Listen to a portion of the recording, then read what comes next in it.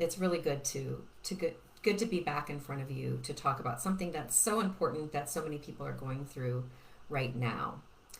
I know many of you, as I said, have returned from taking your kids to campus, and the heartache is very fresh. Some of you are in the midst of preparing and you're getting ready to go this weekend. But I think of the majority of you are done or getting back now. All the schools are on different timelines, so it's going to be different for everybody. So, and the loss that you are feeling right now, or the heartache, all those emotions that you can kind of feel in your bones, that is called ambiguous grief. Okay.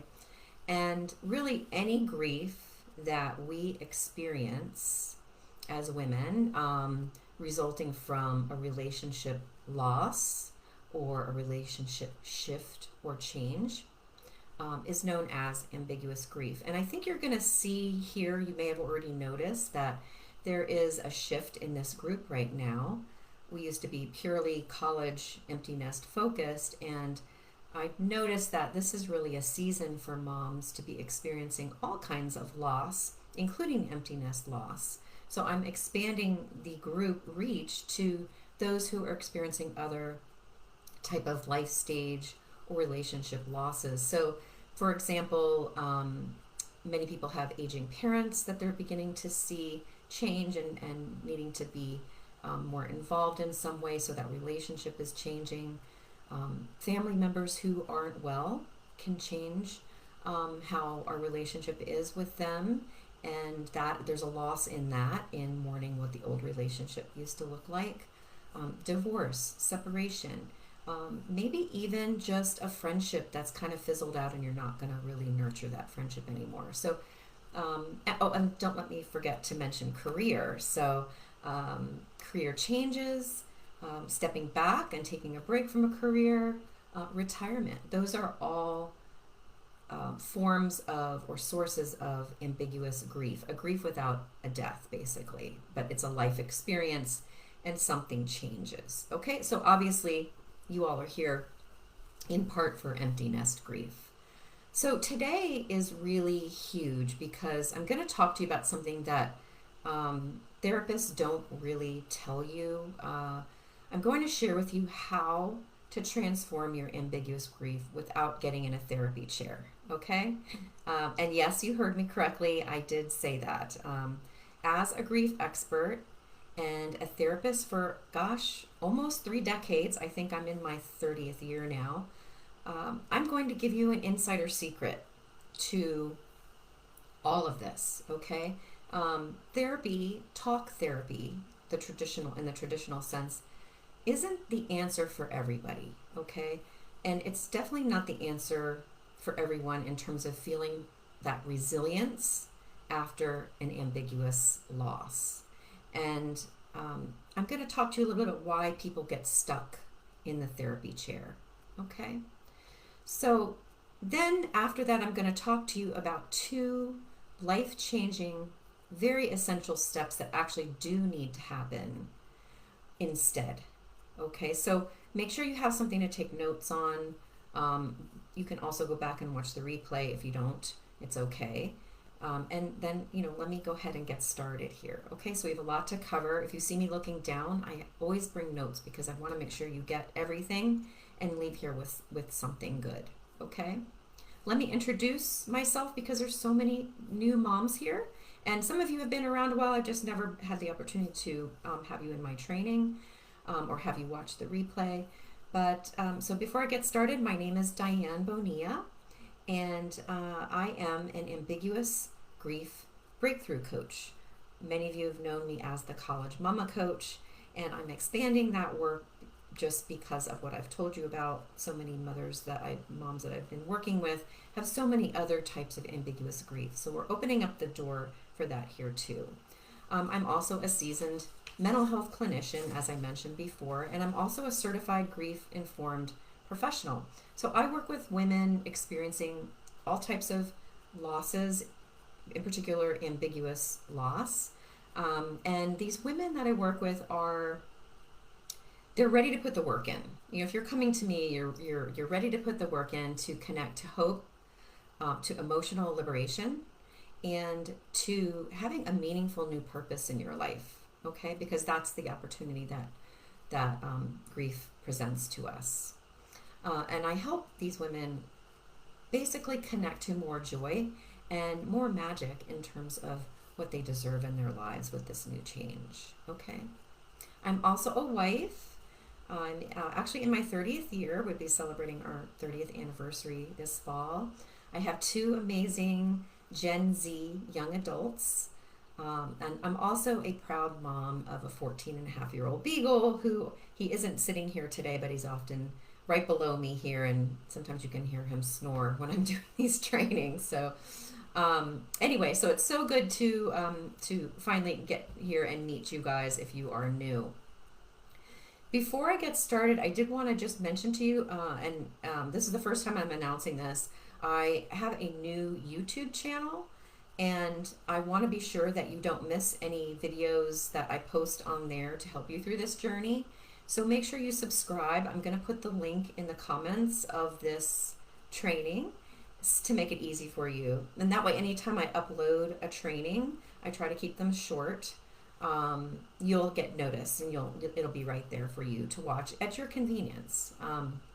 YouTube's great because you can put the YouTube app on your phone and you can listen while you're walking, that kind of thing. So it's just a convenient way to support you guys. The name of the channel is Transforming Your Grief, and as I said, I'll have the link there. So I'm very excited about that. All right, so maybe let's get started here. Maybe you have been in therapy before, okay? In fact, I'm guessing many of you have.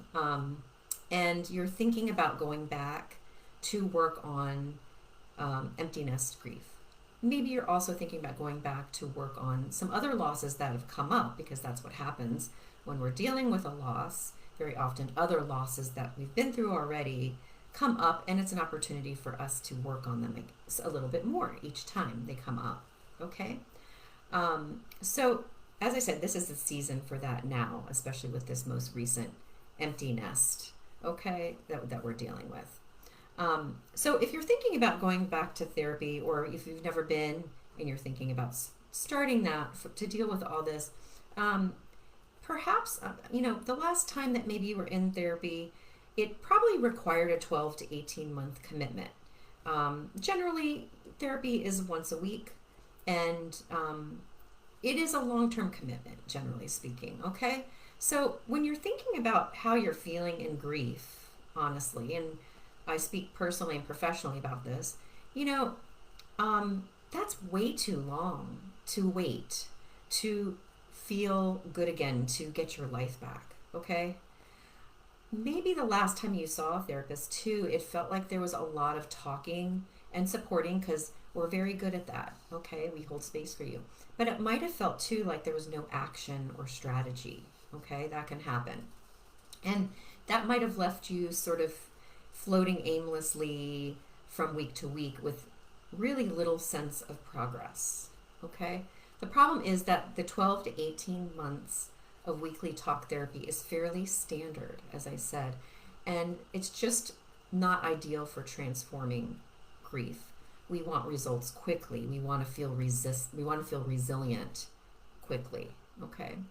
Ambiguous grief comes with heavy emotions, and the longer we carry those emotions around with us, the more it impacts our health, our friendships, our relationships with our family members, and our work, right? And we don't want to be hanging on to those things, right?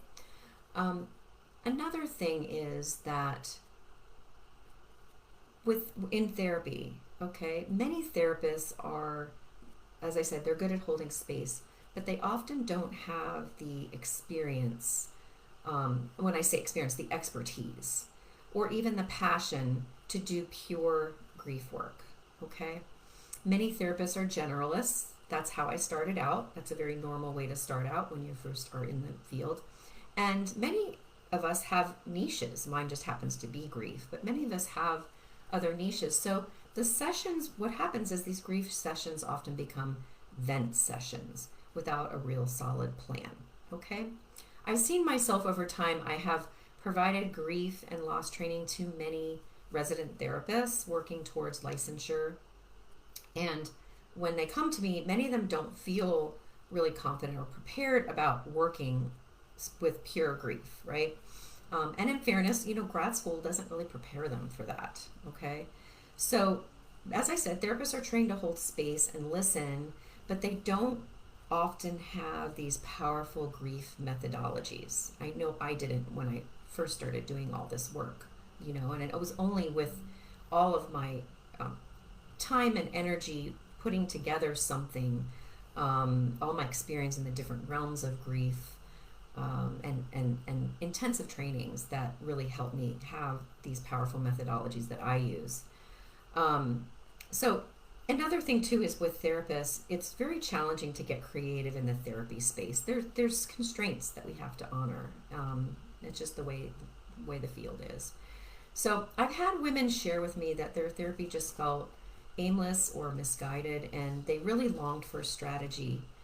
They wanted results. They wanted healing tools to use on a regular basis. So let me just talk to you about this. The truth is, truly, that your grief healing, to transform your grief, has to have two essential elements. Okay?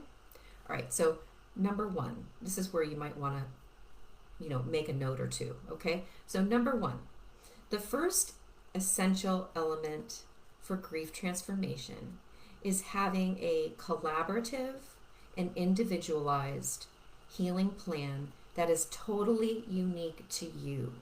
Okay? That's really important. Not this standard plan, not this, blueprint that's used for everybody. It's got to be unique to you.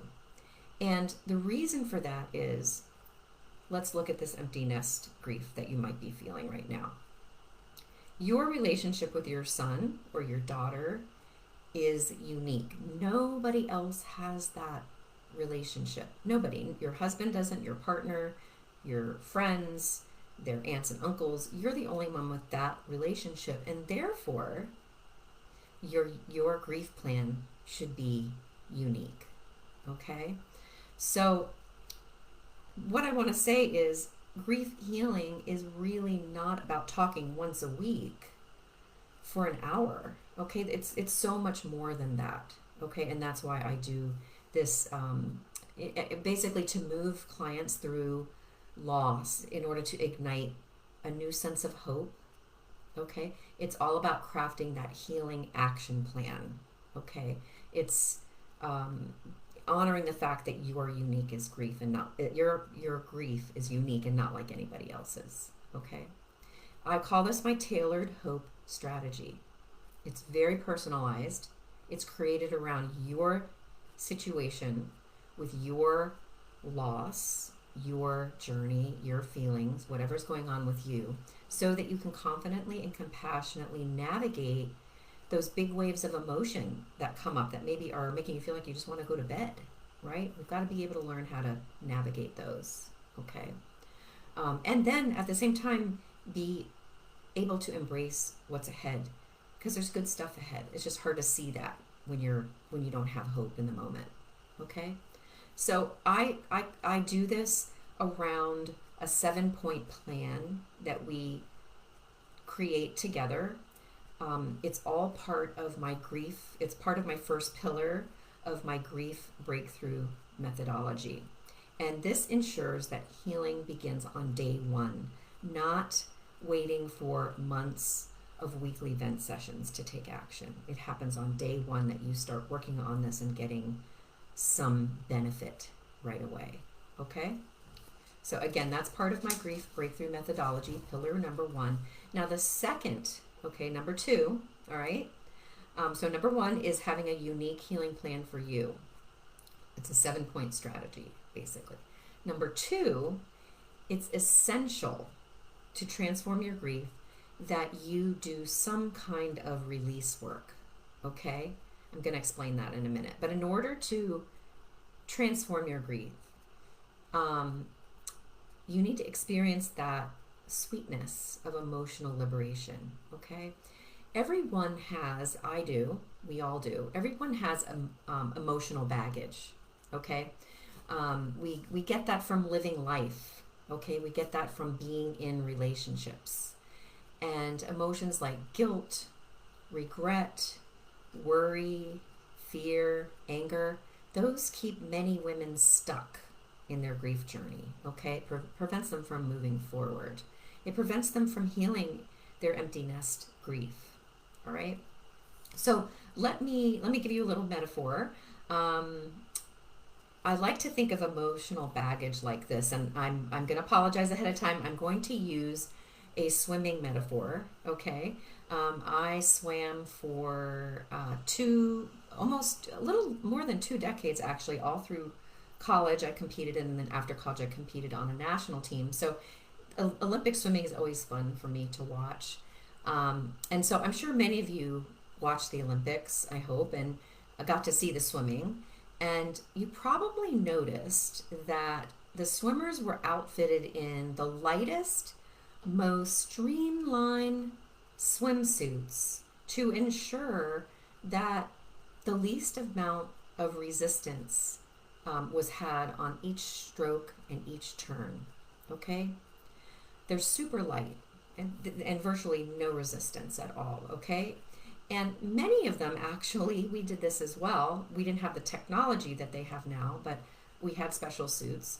And many swimmers shave down. They shave their arms and legs, again, to get rid of any layers of anything that's going to drag them down, slow their times down, and maybe cost them the medal podium.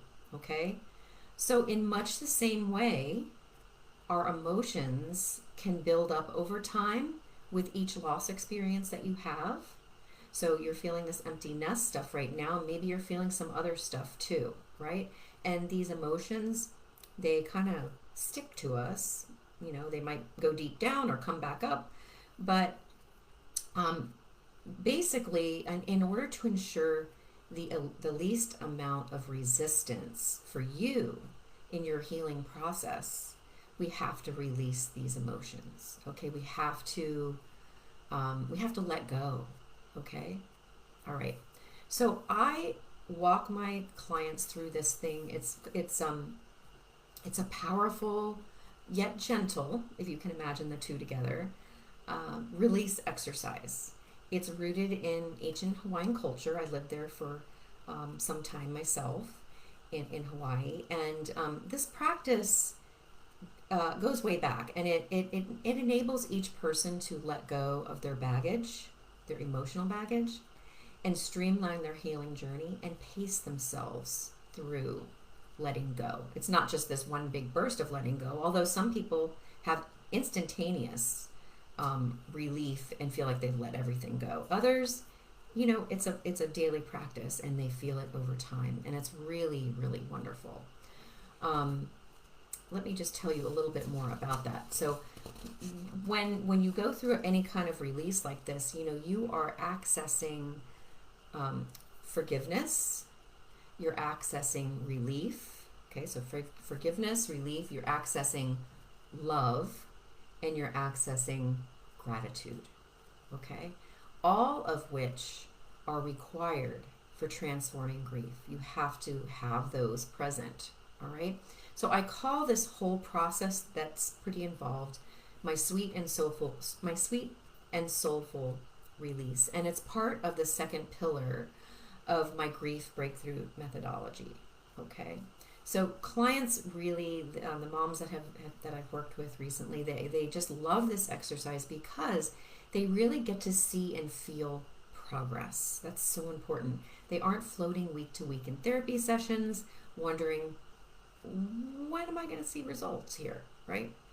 So I'll never forget my client, Julie, who reported that this release technique was probably the single most impactful experience that really jump-started her in this healing process. And it gave her so much hope for what was ahead for her, okay? She had been struggling with an empty nest, like many of you, and she'd been struggling with it for some time. She didn't come to me right away. And unfortunately for her, because I think she suffered longer than she needed to. And She had lost her mom that same year as well. So you can see here how maybe there's some buildup, right? The baggage we were talking about. And she was finally able to let go of her tremendous anxiety and her tremendous sadness that she had with this empty nest college launch. And she was able to put grief in the rearview mirror for the first time. It was really just beautiful for me to work with her. Um, you know, it's why I do what I do. So, another person that I remember, maybe one of my in the very beginning of working with empty nest moms, her name was Jessica, and she was able to let go of old relationship sadness and guilt and, oh my gosh, worry was a big one from her for her. And she truly, it was incredible because she truly was able to connect with her daughter, who now had gone off to freshman year of college and was living about 1,000 miles away, which is pretty far, for the first time sending someone off. And she was able to connect with her in a way she never had before. Their relationship completely shifted, and it was actually better. I know that's hard to understand, but I think if you don't let go, if you don't have a plan to heal, then you prolong everything. You prolong your adjustment, and you prolong the opportunity for you to really, as I said, get to the good stuff, to be able to start building this relationship with your college student now, okay? Or to find a new purpose in what it means being a parent, or what it means to be somebody who doesn't have their mom around anymore, or somebody who is divorced. Like, getting to that, like, what does it mean now for you? And we can't get to any of that if we don't do the two essential things that I talked to you about, okay? Which is your specific, unique grief plan, and letting go of your baggage, okay? Really, after decades of helping women through ambiguous grief, 3 decades actually, I do believe that I truly understand what they need to transform their loss, and I totally stand behind my grief breakthrough methodology. You know, I've suffered my own losses. I lost my mom last year, and I've been through the empty nest. I've just been through it again. My daughter was home for a year, and after graduating from undergrad, it was wonderful having her here, but she's off now at graduate school, and you know, honestly, she probably isn't coming back, and it's hard. Like, I think what happens is, in this season of our lives, we start to notice lots of different losses with this college launch. And so I really want you to know that, as having experienced this personally, but also worked professionally with grief for so many years, that this methodology, I stand behind it, and it is results driven. I will tell you that every client I've worked with has results. And I guide them through 3 critical steps. So this is where I'm gonna get to this last part of my training. I'm just gonna briefly tell you about 3 things that are critical for the overall picture of healing your grief. It is my grief breakthrough methodology. Let me break it down for you just a little bit so you understand it. Step 1, as I told you, is igniting hope. You have to have hope. You have to find it. You have to ignite it. And we do that by working together on this healing plan so that you can enjoy your life again, so that you can embrace plans for the future and figure things out. Okay? Step 2, pillar 2, is emotional liberation. I talked to you about that before. It's releasing the emotional baggage. It's helping yourself heal by finding that sweetness of relief, and more importantly, looking at your life through a new lens. Okay? So impactful to see your life through a different lens. Okay? And then step 3, I shouldn't say step, the pillar, these are pillars of my methodology. The 3rd pillar of my methodology is embodying resilience. Okay? We all want to get there, and you're going to get there by going through these things. This is the key to putting grief in your rear view mirror, okay? It's the key to allowing yourself the space and the freedom to expand into a new life. It's the secret to connecting to your new purpose, not just your new parenting purpose, but your new purpose in general, okay? Because this is a time in your life where a lot of things are in motion and changing, right? Okay.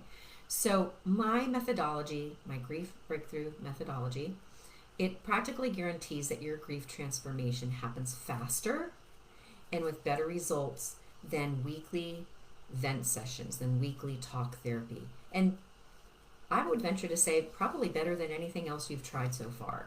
So let me just put this out here. If you feel like you're ready, okay, I'd love to invite you to book a grief transformation strategy call if you feel ready, okay? If you're ready for change.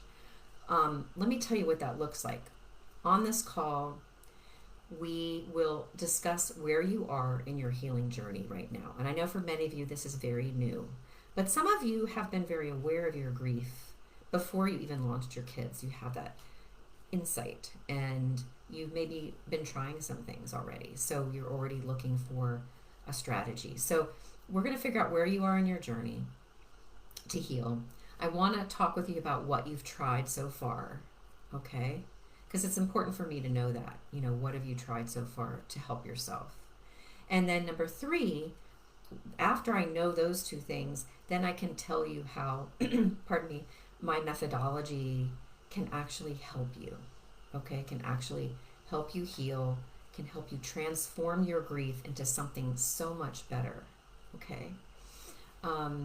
I will drop my calendar link for this grief transformation strategy call. I'll drop it in the comments, like I said I would do for the YouTube channel. You'll see it there. You can also send me a DM. I check my messages a couple times a day, so send me a direct message. I will tell you that if we're not friends on Facebook, I might not see it. So a lot of times stuff goes to spam. So if you want to ask me a question about today, if you want to schedule and you want me to send you a personal link to my calendar for a call, send me the message, but just make sure you send me a friend request, which I will accept. If we're not already friends. I mean, many of you were already friends, but this is just in case. Because then it'll seem like I'm not responding to you and you're going to wonder why, and it's because I don't see your message. So I think that is it for now. I hope this was helpful for you to give you some clarity about what's going on for you right now. I wished I had this back in 2016 with my first launch, and again in 2019 with my second college launch. Believe me, this is all this information and this clarity comes from working behind the scenes to make things different for you all, okay? And it's been a true pleasure to talk with you today about it. I'll be coming live a little bit more regularly. I'm working out my schedule right now. And as I said, if you have any questions, please send me a DM. And I hope you guys have a good rest of your week this week, okay? All right. Take care.